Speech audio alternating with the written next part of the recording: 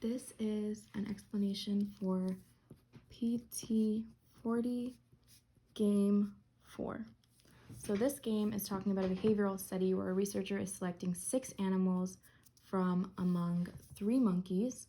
So F, G, and H are our monkeys. 3 pandas, K, L, and N are our pandas. And then 3 raccoons, T, V, and Z are raccoons.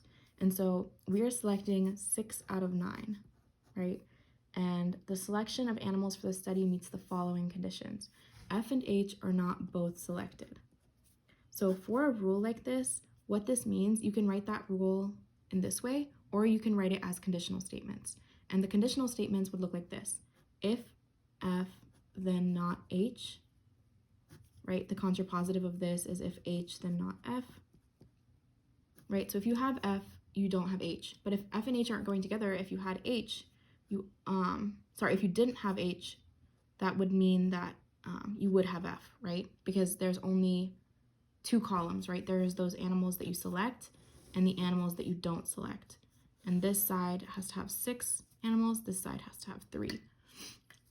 And so because of that, if you don't have H selected, you have to have F, otherwise you'd be putting them both on the same side again. And similarly, if you don't have F, you need to have H. And so this is the same as,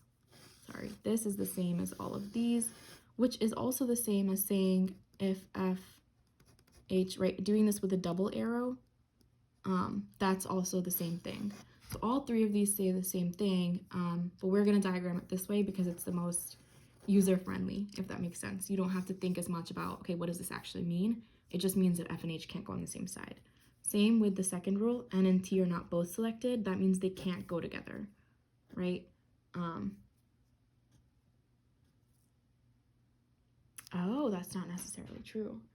F and T are not both selected. If one's in, then the other's out.